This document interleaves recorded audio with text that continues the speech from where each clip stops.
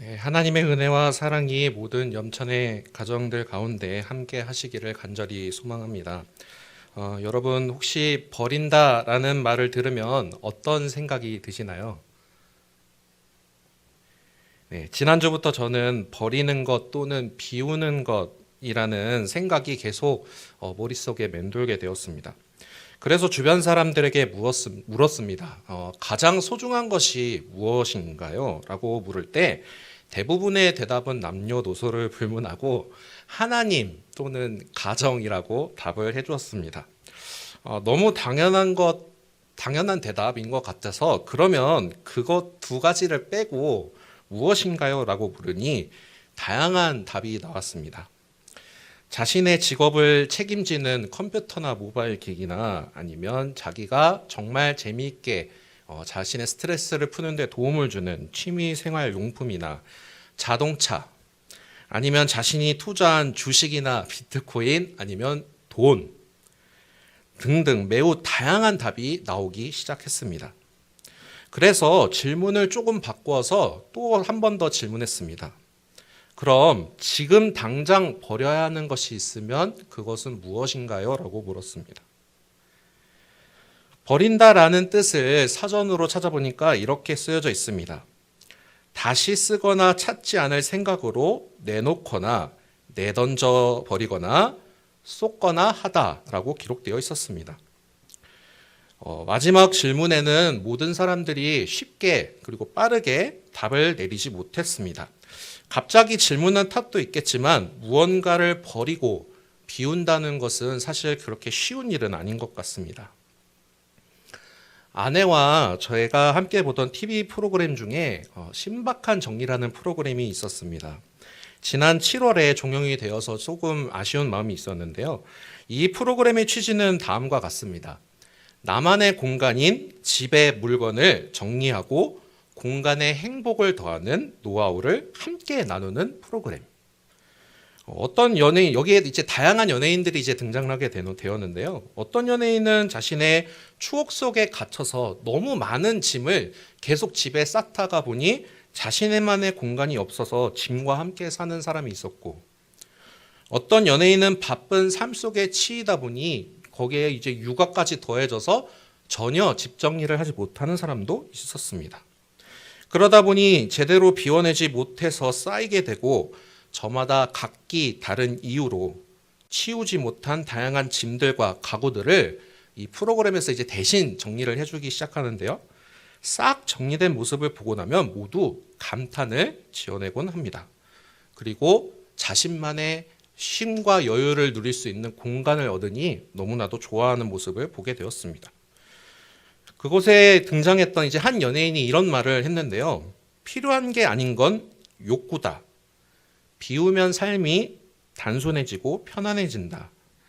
나한테 진짜 필요하고 소중한 것들만 남게 되고 그것들을 더 소중하게 간직하게 된다라고 고백하는 모습을 보았습니다. 인생은 가까이서 보면 비극이고 멀리서 보면 희극이라는 말이 있습니다. 우리 모두 각자 겪고 있는 삶의 무게가 저마다 다르듯이 이 모든 어려움은 감히 누가 함부로 잴 수 없는 것인 것 같습니다.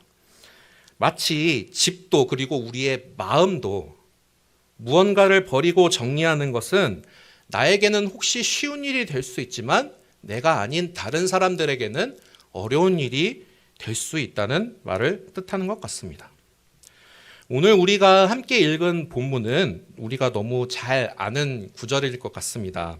한 뉴스에서는 기독교인들에게 가장 사랑받는 성경 구절 베스트 10가지 중 하나에 랭크가 되었다고 하기도 했습니다.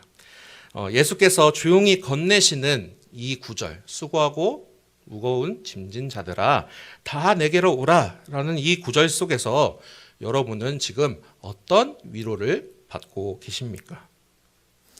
당장이라도 내 짐을 던져버리고 주님이 주시는 평안함을 누려야겠다고 생각하고 계시는지요? 오늘 우리가 함께 읽은 본문을 함께 깊이 보기 전에 사실 앞뒤 문맥을 좀 더 넓혀서 보고 갔으면 좋겠습니다. 하나의 문맥이 다루는 이 이야기 속에 예수님이 우리에게 수고하고 무거운 짐을 내려놓고 나에게 오라고 지금 하는 말씀 속에서 왜 이 이야기를 지금 예수님이 하게 되었는지에 대해서 함께 보고 그런 다음 본문으로 깊이 들어가 보기를 원합니다. 이야기는 마태복음 11장에서부터 시작이 됩니다. 예수님이 제자들을 파송하여 사람들을 가르치시고 전도하시려고 할 때 세례 요한이 옥에 갇히게 되었습니다. 요한은 그때 과연 예수님이 진짜 메시아가 맞는 것일까에 대한 의문이 들어서 자신의 제자를 시켜서 예수님께 질문을 던집니다. 예수님께 메시아의 정체성에 대한 질문을 말입니다. 예수님은 사역을 시작하셨을 때 읽으셨던 그 이사야서의 말씀을 비슷하게 인용하여서 이렇게 말씀하셨습니다. 병자가 치유되고 죽은 자가 살아나며 가난한 자에게 복음이 전파된다라고 말씀하셨습니다. 앞서 마태복음에서도 예수님은 자신이 왜 이 땅에 온 이유를 바로 세 가지로 들었는데 아마 우리 성도님들도 잘 아실 것입니다. 가르치고 전파하며 고치기 위해 내가 이 땅에 왔다라고 밝히십니다. 예수님은 이 땅 가운데 무엇을 위하여 오셨습니까? 한마디로 축약을 해보자면 바로 하나님 나라입니다. 하지만 메시아로 오신 예수님에 대하여 대다수 유대인은 아주 냉담한 반응을 보였고 예수님께서 많은 기적을 보이신 갈릴리 도시의 사람들은 자신들의 눈으로 보고 느꼈음에도 불구하고 교만함과 회개하지 않는 반응을 보이고 말았습니다. 그러자 예수님께서는 오늘 우리가 읽은 본문대로 하나님께 기도하시며 말씀하십니다. 함께 25절의 말씀을 읽어보면 좋겠습니다. 함께 읽겠습니다. 시작. 그때 예수께서 대답하여 이르시되 천지의 주제이신 아버지여 이것을 지혜롭고 슬기 있는 자들에게는 숨기시고 어린 아이들에게는 나타내심을 감사하나이다.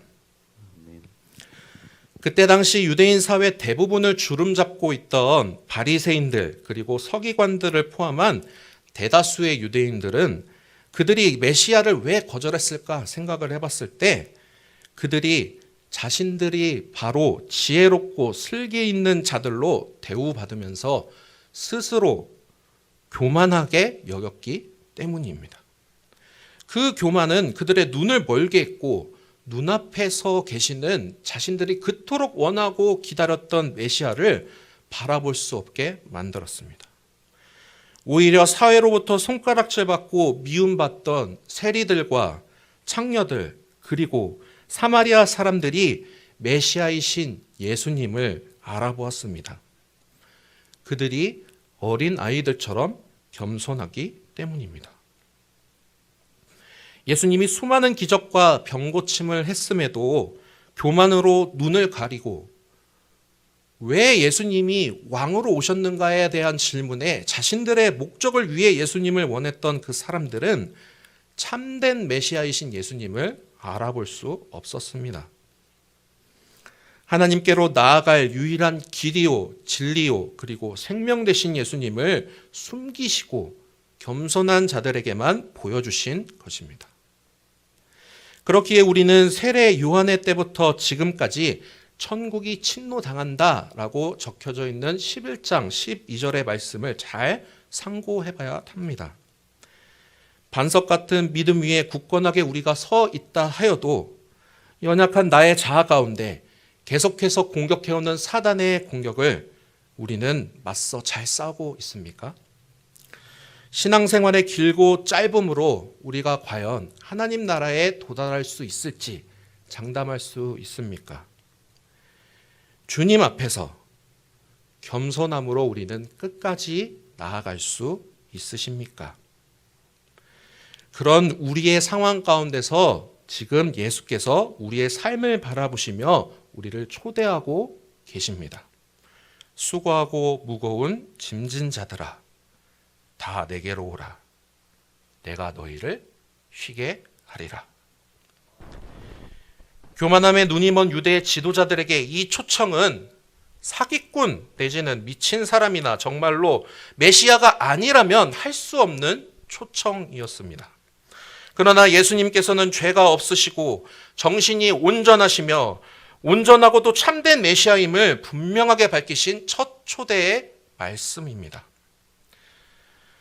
수고한다라는 것은 무언가를 위해 힘을 들이고 애를 쓴다라는 그 말로 쓰이는 것 같습니다. 삶을 살아내기 위한 힘겹고 어려운 육체적인 또는 정신적인 노동, 무언가 공로를 스스로 이루기 위한 노동, 아니면 내가 행복하기 위해 스스로 노력하는 그런 노동 등 다양한 행위로 인해 지친 상태를 말합니다.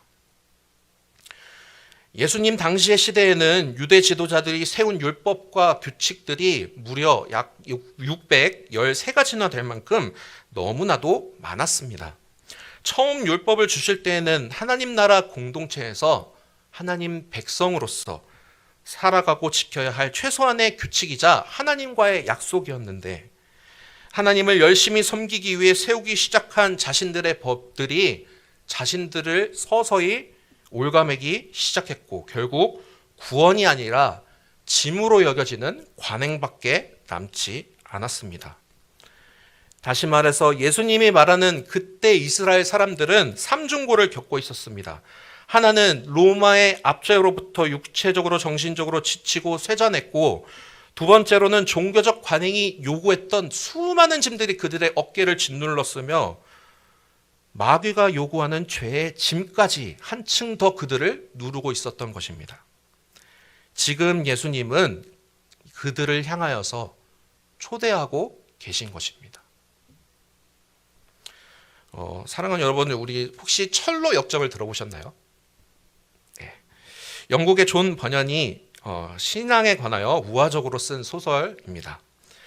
저도 중고등부 시절에 교회 수련회에 가서 수련회장 그 뒤편에 있는 산에 올라가서 선생님들이 만들었던 그 철로 역정의 길을 같이 갔던 기억이 있습니다.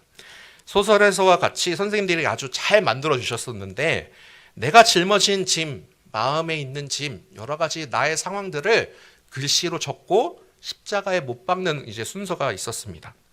십자가에 내려놓고 진짜 그 마지막으로 내가 주님 앞에 내려놓습니다 고백하며 못 박았을 때 눈물을 흘렸던 기억이 있는데요. 오늘을 살아가는 그리스도인들에게, 나에게 짐은 어떤 것들이 있을까요? 근심과 염려의 짐, 의심의 짐, 탐욕의 짐, 야망의 짐, 성취욕의 짐, 우리 아이들 같은 경우에는 무한 경제 사회 속에서 너도 나도 뛰어들어야만 하는 경쟁의 짐, 구원을 위한 각자만의 행위로 여겨지는 종교의 짐 등등, 이 모든 것들을 망라하여 그때 당시에도 있었지만 오늘 살아가는 나에게도 역시 사단은 계속해서 성도들에게 죄의 짐을 억누르며 오늘도 예수 그리스도의 사랑으로부터 나를 멀어지게 하려고 수단과 방법을 가리고 있지는 않습니까? 우리는 이렇게 능동적이건 수동적이건 모두 짐을 지고 살아갑니다. 그런 우리를 향하여 예수님께서 지금 이렇게 말씀하시는 겁니다. 수고하고 무거운 짐진 자들아, 다 내게로 오라. 그렇게 초대하고 계십니다. 예수님은 그 짐을 내어 놓으라고 말씀을 하십니다. 마음속에 어려움이 있고 실망함과 허탈함이 가득할 때, 예수님의 이름을 부르기조차 힘들 그때, 그럼에도 불구하고 예수님은 나를 기다리고 계십니다. 주님은 낮은 곳으로 임하셨기 때문에 우리의 아픔을 그 누구보다도 잘 아시고 공감하시며 바다 같은 넓은 마음으로 우리를 품어 주십니다. 그 사랑은 우리를 창조하셨기에 인간을 그 누구보다 이해하실 수 있습니다. 그 마음 가운데에는 마르지 않는 샘물처럼 우리가 그 안에 거할 때에 참된 쉼을 누릴 수 있는 것입니다. 그런데 계속해서 우리가 오늘 읽은 본문을 잘 읽어보면 한 가지 의문점이 있는 것 같습니다. 짐을 내려놓고 다시 멍에를 짊어지라고 말씀하십니다. 이 말씀을 볼 때 이거 모순이 아닌가 생각해 볼 수 있지만 사실은 역설적인 것입니다. 28절에서 우리를 부르는 초대는 짐을 벗겨주겠다, 짐을 내려놓아라 라는 뜻이고, 29절에서의 말씀은 내 멍에를 매라 라는 뜻입니다. 이는 곧 멍에를 매는 것이 없이는 참된 안식으로 나아갈 수 없다는 뜻으로 이해할 수 있습니다. 잘 아시다시피 멍에는 무거운 짐을 지기 위해 사용하는 도구입니다. 유대인 사회에서는 스승과 제자의 그 사이, 그 관계를 표현할 때 멍에를 메고라는 표현을 관용적으로 사용했다고 합니다. 이 말은 같은 멍에를 우리가 매니 같은 뜻을 펼치는 사람이다라는 뜻으로 이렇게 관용적으로 썼다는 뜻입니다. 또한 유대 땅에서는 사람이 노동을 위해 멍에를 매려고 할 때 꼭 두 사람이 함께 졌다고 합니다. 본문의 배경이 되는 유대 사회의 관습을 우리가 함께 적용을 해서 예수님께서 지금 왜 우리에게 멍에를 매라고 하냐라고 그거에 대한 질문을 다시 정리해 본다면 이와 같습니다. 예수님께서 나의 멍에를 매라고 말씀하신 것은 얘야, 너 혼자 이제 이 멍에를 져야 된단다 라고 하는 것이 아니라 내가 너와 그 멍에를 함께 짊어줄게 라고 지금 예수님께서 말씀하시는 겁니다. 참된 스승이 되신 예수님은 제자들을 향하여 이 말씀을 외치실 때 지금 우리가 읽고 있는 이 본문을 읽고 있는 우리를 향하여 내가 너와 함께 그 멍에를 메어주겠다라고 말씀하시는 겁니다. 유대 지도자들이 부르짖던 그 멍에는 모세의 율법과 더불어 자신들이 만들고 가르쳐온 613가지나 되는 교훈들과 규칙들이었습니다. 하지만 주님은 자신의 가르침의 그 핵심, 그것을 지고 가라고 지금 비유로 표현하고 말씀하시는 것입니다. 그 교훈의 핵심은 과연 무엇일까요? 아무런 대가 없이 누구나 얻는 은혜. 죄가 없으신 예수 그리스도께서 나를 대신해서 형벌 대속적 죽음을 당하심으로 그 피로 내가 속량함을 얻는 그 은혜, 그것이 바로 핵심입니다. 그 핵심의 그 멍에를 짊어짐으로 인하여 하나님과 나 사이의 벽을 예수님께서 허물어 주셨습니다. 하나님과 나의 사이를 예수님께서 다시 이어 주셨습니다. 피 흘림 없이는 그 누구도 죄를 해결할 수 없고 자유를 얻는 것, 즉 속량함을 얻을 수 없습니다. 우리는 예수 그리스도의 그 십자가 그 보혈을 믿음으로 말미암아 구원을 얻는 것입니다. 이것이 바로 우리가 예수님과 함께 짊어지고 나아가야 할 멍에입니다. 예수님은 지금 이처럼 영원한 사귐에 우리를 초대하고 계십니다. 이미 도래했으나 완성되지 않은 하나님 나라, 그 하나님 나라를 향한 그 길을 함께 해주시겠다고 지금 약속해 주시고 있는 겁니다. 사랑하는 성도 여러분, 우리가 이처럼 예수 그리스도와 함께 할 때 우리는 참된 안식을 얻게 됩니다. 28절에 얻으리니라는 단어가 있습니다. 이 단어의 원어는 휴레세테라고 되어 있는데요. 본래 찾다, 발견하다라는 뜻입니다. 세상 사람들은 안식을 얻기 위해 여러 방면으로 노력을 합니다. 그러나 우리는 예수 안에 참된 안식이 있음을, 예수님이 우리에게 참된 안식을 주겠다고 약속하셨음을 오늘 본문을 통하여 우리는 발견할 수 있습니다. 예레미야 6장 16절에 하나님께서 그때 당시 유다 백성들에게 이렇게 말씀하십니다. 너희는 길에 서서 보며 옛적 길 곧 선한 길이 어디인지 알아보고 그리로 가라. 너희 심령이 평안을 얻으리라.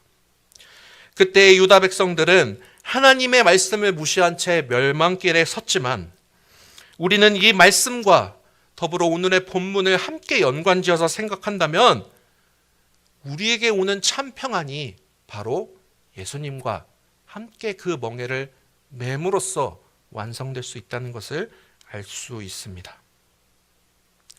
그 멍에는 무거운 짐이 아니라 안식을 가져다 줍니다.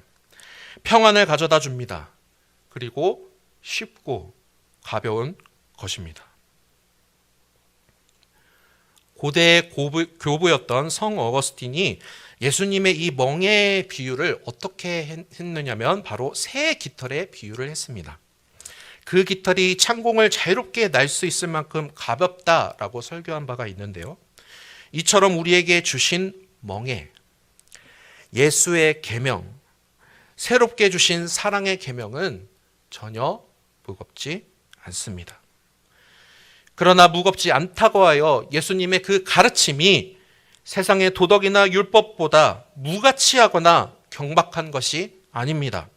오히려 세상의 모든 것을 이기는 힘이 있고 숭고하며 우리가 마지막까지 꼭 붙들고 행해야 할 엄정한 것입니다. 말씀을 정리하려고 합니다. 예수님은 지금 오늘도 우리를 초대하고 계십니다. 각자의 삶의 자리에서 고분분투하며 믿음의 경주를 하고 계신 사랑하는 염천 가족 여러분, 지금 이 순간에도 예수님은 나와 함께 하시기를 원하고 계십니다. 나의 짐을 내려놓아야 비로소 예수님이 내 자리에 들어와 함께 나와 그 멍에를 메어주실 수 있습니다. 내 마음의 공간을 정리해야 예수님이 내 안에 계셔서 함께 동행해 주실 수 있습니다. 그 좁은 문으로 가는 것은 말처럼 쉽지는 않습니다. 그러나 우리가 꼭 기억하기를 원합니다. 예수의 멍에로 말미암아 나는 확실한 구원을 얻으며 그 멍에는 나 혼자가 아니라 예수와 함께 사랑으로 매기 때문에 가벼우며 영생토록 쉼을 얻을 수 있는 참된 진리가 거기에 있기 때문입니다. 지금 이 순간 여러분이 내려야 할 짐은 무엇인가요? 예수님께 내려놓고 예수님과 함께 멍에를 질 때 비로소 버리고 정리되는 그 아름다움, 버림의 미학은 완성될 것입니다. 사랑하는 성도 여러분, 예수님께 내려놓고 맡겨야 할 그 짐은 무엇입니까? 함께 기도하겠습니다. 은혜와 자비의 주님, 잠깐 이 모순된 세상을 살아가며 얻는 무거운 짐들을 주님 앞에 내려놓을 수 있는 믿음과 결단을 우리에게 허락하여 주옵소서. 또한 주님과 함께 사랑의 멍에를 짊어지고 한평생 주님과 걸으며 믿음의 경주를 완주하는 모든 염천의 가족들이 되도록 인도하여 주옵소서. 예수님의 이름으로 기도합니다. 아멘.